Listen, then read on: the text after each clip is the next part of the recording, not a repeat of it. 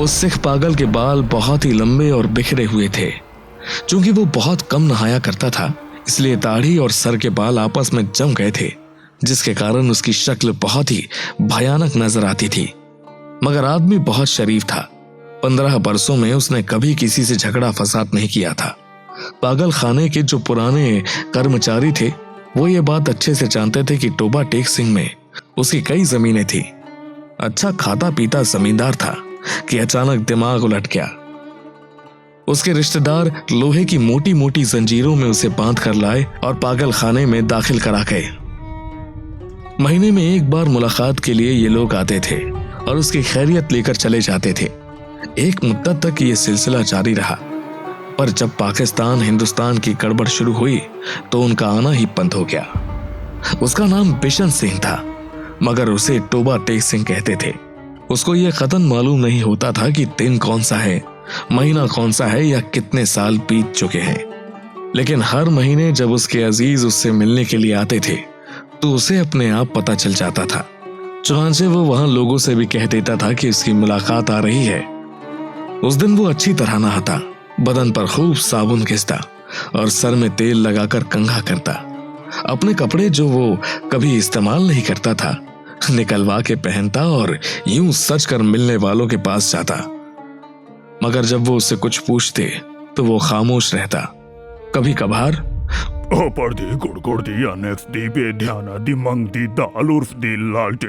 पाकिस्तान कह देता।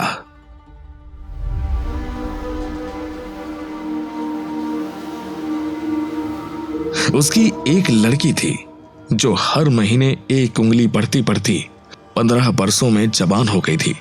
बिशन सिंह उसको पहचानता ही नहीं था। वो बच्ची थी जब भी अपने बाप को देखकर रोती थी। जवान हुई तब भी उसकी आंखों से आंसू बहते थे। पाकिस्तान और हिंदुस्तान का किस्सा शुरू हुआ तो उसने दूसरे पागलों से पूछना शुरू किया कि टोबा टेक सिंह कहाँ है। जब उसे किसी से भी सुकून भरा जवाब नहीं मिला तो उसके अंदर हलचल बढ़ती गई। अब तो मुलाकात भी नहीं आती थी। पहले तो उसे अपने आप पता चल जाता था कि उससे मिलने वाले आ रहे हैं, पर अब जैसे उसके दिल की आवाज भी बंद हो गई थी जो उसे उनकी आमद की खबर दे दिया करती थी। उसकी बड़ी ख्वाहिश थी कि वो लोग आए जो उससे हमदर्दी का इजहार करते थे और उसके लिए फल, मिठाइयां और कपड़े लाते थे।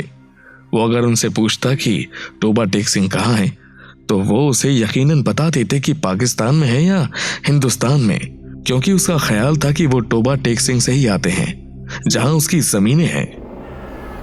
तबादले की तैयारियां मुकम्मल हो चुकी थी। इधर से उधर और उधर से इधर आने वाले पागलों की फरहिस्तें पहुंच गई थी और तबादले का दिन भी मुकर्रर हो चुका था।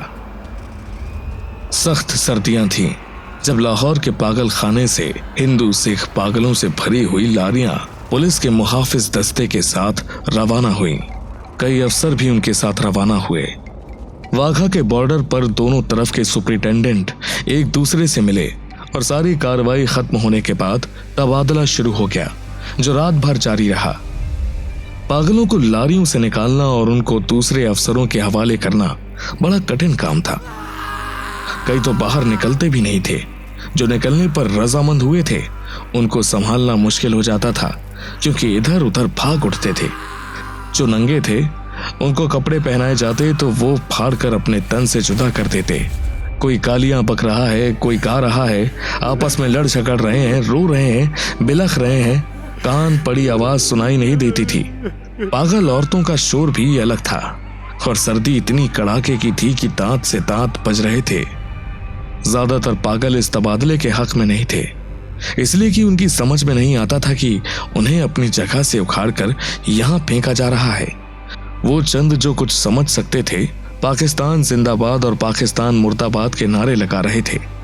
2-3 मर्तबा फसाद होते होते बचा, क्योंकि कई मुसलमानों और सिखों को यह नारा सुनकर तैश आ गया था। जब बिशन सिंह की बारी आई और वाघा के उस पार मौजूद अफसर उसका नाम रजिस्टर में दर्ज करने लगा तो उसने पूछा, टोबा टेक सिंह कहाँ है, पाकिस्तान में या हिंदुस्तान में? यह सुनकर अफसर ने हंस दिया। पाकिस्तान में। यह सुनकर बिशन सिंह उछलकर एक तरफ हट गया और दौड़कर अपने बाकी साथियों के पास पहुंच गया। पाकिस्तानी सिपाहियों ने उसे पकड़ लिया और दूसरी तरफ ले जाने लगे, मगर उसने चलने से इनकार कर दिया। टोबा टेक सिंह यहाँ है, टोबा टेक सिंह यहाँ पे है, टोबा टेक सिंह यहाँ पे है। Over the Gorgordian next the Bedhana the Mung the Dal of the Pakistan of the Toba taxing government over the Gorgordi over the Gorgordi। उसे बहुत समझाया गया कि देखो अब टोबा टेक सिंह हिंदुस्तान में चला गया है, अगर नहीं गया तो उसे फौरन वहां भेज दिया जाएगा, मगर वो ना माना। जब उसको जबरदस्ती दूसरी तरफ ले जाने की कोशिश की गई तो वो बीच में ही एक जगह पर इस अंदाज में अपनी सूजी हुई टांगों पर खड़ा हो गया जैसे अब उसे कोई ताकत वहां से हिला नहीं सकेगी। आदमी चूंकि शरीफ था इसलिए उससे मजीद जबरदस्ती ना की गई, उसको वहीं खड़ा रहने दिया गया और तबादले का बाकी काम होता रहा। सूरज निकलने से पहले चुपचाप खड़े बिशन सिंह के हलक से एक जोरदार चीख निकली। इधर उधर से कई अफसर दौड़ आए और देखा कि वो आदमी जो 15 बरस तक दिन रात अपनी टांगों पर खड़ा रहा था, आधे मुंह लेटा हुआ है। उधर खारदार तारों के पीछे हिंदुस्तान था, इधर वैसे ही तारों के पीछे पाकिस्तान, और बीच में जमीन के उस टुकड़े पर जिसका कोई नाम नहीं था, टोबा टेक सिंह पड़ा था। ऐसी और भी कहानियां सुनने के लिए वीडियो को लाइक एंड शेयर करें और हमारे चैनल को सब्सक्राइब करें। और अगर आप भी अपनी मनपसंद कहानियों को ऐसे ही देखना और सुनना चाहते हैं तो हमें कमेंट करके बता सकते हैं।